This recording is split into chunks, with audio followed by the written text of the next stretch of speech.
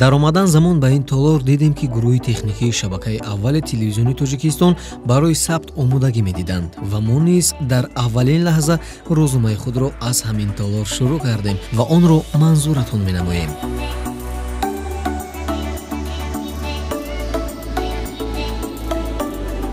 дар идомаи барномаҳои телевизиони Баҳористон аст рӯзномаи махсуси даври ниҳоии озмуни ҷумҳуриявии фуруғи субҳи доноӣ китоб аст. Дӯстони азиз ва саҳари барвақт бинандагони азиз, мо раҳсипор шудем сӯи муассисаи давлатии китобхонаи миллии Тоҷикистон ва ҳоло мо дар ошонаи нуҳум қарор дорем ва дар ин ҷо дар ин толор номинатсияи адабиёти классик доир мегардад. Хостем аз раиси ҳакамон чанд маълумоти пурраро доир ба рӯзҳои гузашта бигирем. Салом алейкум устод. Шумо хуб устод? Саломат бошед. Фикр мекунам ки омодагиётон барои имрӯз бисёр хуб аст. Бале, бисёр хуб аст. Мо аз рӯзи 2 декабр муҳассилини муассисаи таҳсилоти миёнаи умумиро қабул кардем. 53 нафар дар номинатсияи адабиёти классикӣ баромад карданд. Мо давоми бо 2 рӯзи дигар аз донишҷӯёни муассисаи таҳсилоти миёна ва олии касбӣ ҳам баромад карданд, онҳоро гӯш кардем. назар ба парсола қисмате аз бачаҳо бисёр хуб омодагӣ гирифтанд, шеърҳои зиёде аз ёд карданд, китобҳои бадеӣ хонданд. ин озмун аллакай такони хеле ҷиддӣ додааст. нисбат ба парсола шумораи иштирокчиён бештар гаштааст. ҳар яке нишон медиҳад ки аллакай то давоми 1 сол хеле меҳнат карданд, китобҳои зиёде варақ заданд ва ин такони ҷиддӣ барои зиёд гаштани сафи китобхонон гаштааст.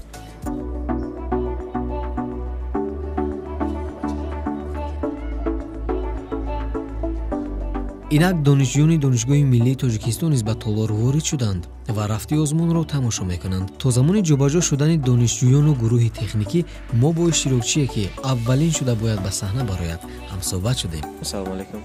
Ассалому алайкум. Ман Нуралиева Муяссара, донишҷӯи бахши сеюми коллеҷи тиббии шаҳри Ваҳдат мебошам ва инчунин иштирокчии озмуни ҷумҳуриявии фуруғи субҳи доноӣ китоб аст. Саломат бошед. Шумо чанд рӯз буд ки мунтазир будед? ман тӯли 5 рӯз мешавад ки мунтазири навбати худ ҳастам ва хушбахтона имрӯз аввалин шуда ман баромад мекунам. Омода ҳастед барои баромад кардан ё не? албатта омода ҳастам. фикр мекунед ки чизеро шумо фаромӯш кардед аз масалан маводҳое ки аз худ кардед ё ин ки ҳамааш дар хотиратон ҳаст? не, ҳамааш дар хотирам аст, чунки дар муддати ин 5 рӯз тавонистам ки онҳоро бори дигар такрор кунам. инак озмуни мазкур шурӯъ шуд ва иштирокчии аввал дар саҳна сабқати дониш мекунад. бинандагони гиромӣ, ёдрас мешавем ки дар тӯли 7 рӯзи баргузории даври ниҳоии озмуни мазкур танҳо аз рӯи адабиёти муосир 85 нафар баромад намуданд ки дар ин радиф хонандагони муассисаҳои таҳсилоти миёнаи умумӣ донишҷӯён шомиланд. дар идома низ аз рӯи низомномаи муайяншуда иштирокчиён бо тартиб санҷиши дониш мекунанд.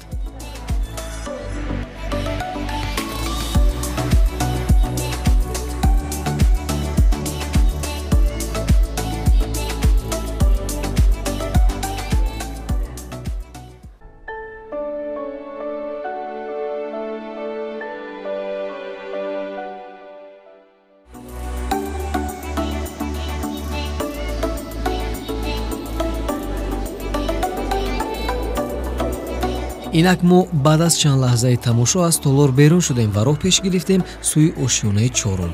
ҳама омодаанд. хушбахтона фурсат даст дод то бо Ҳафиз Раҳмон, раиси ҳакамон дар номинаи адабиёти ҷаҳон ҳам суҳбат шавем.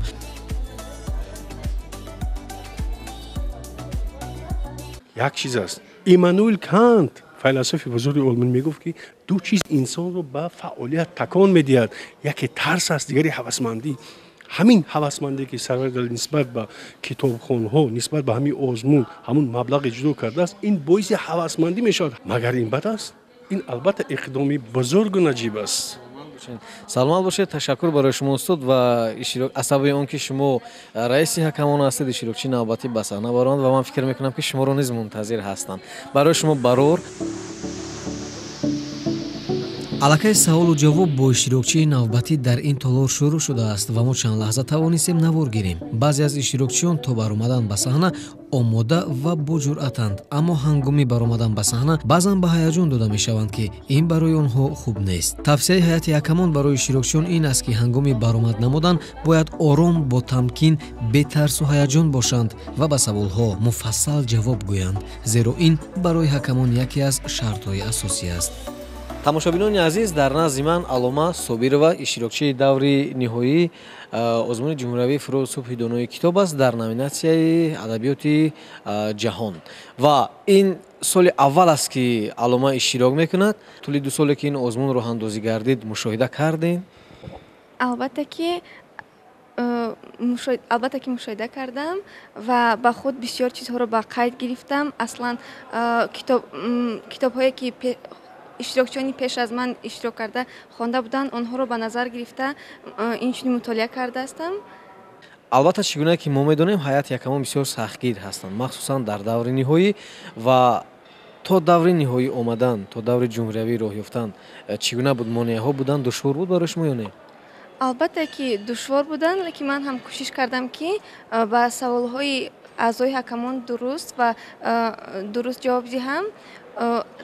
аъзои ҳакамони даврҳои гузашта низ хеле ҷиддӣ буданд, саволҳои аниқу воздеҳ медоданд ва инчунин ман ҳам кӯшиш мекунам, ки ба саволҳои онҳо посухҳои дурустро диҳам.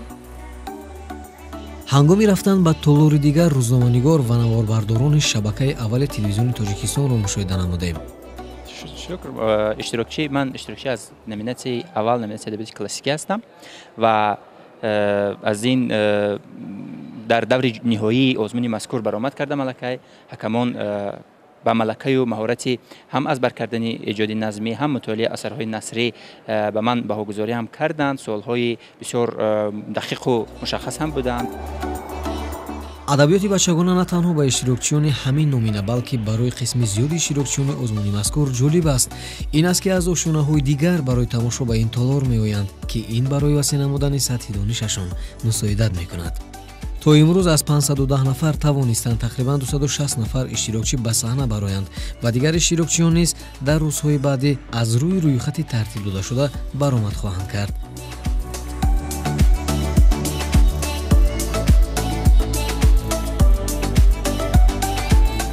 тамошобинони азиз, чӣ гуна ки мо иттилоъ дорем, дар ҳар номинатсия аз 5 ҳайати ҳакамон 1 нафари онҳо ғолиби даври ниҳоии озмуни ҷумҳуриявии фурӯғи субҳи донои китоб аст, аз соли гузашта ҳастанд.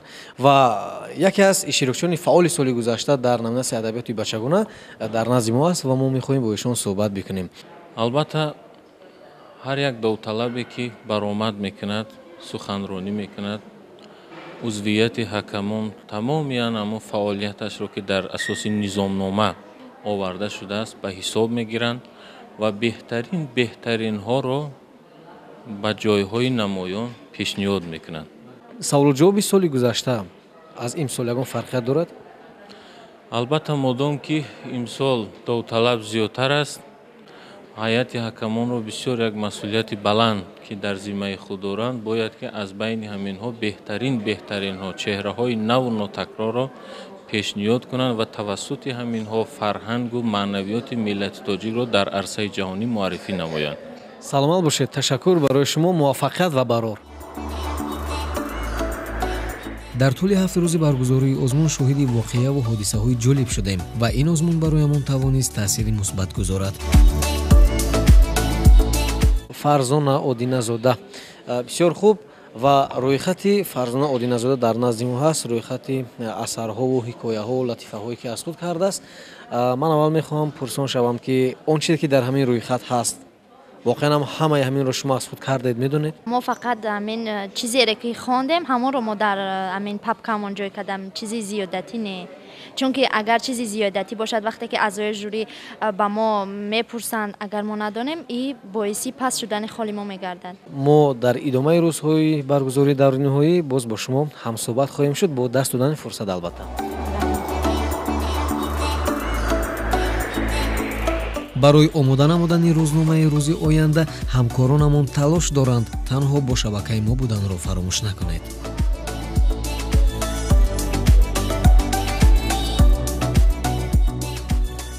тамошобинони азиз, мо аз номинасияи адабиёти бачагона берун шудем ва ин буд он ҳама маълумотҳое ки мо тӯли имрӯз омода кардем ва дар рӯзномаи махсус бароятон пешниҳод намудем. бовар дорем ки бароятон ҷолиб, шавқовар буд. аз рафти баргузории даври ниҳоӣ ҳамкорони мо шуморо воқиф месозанд. хуш бошед.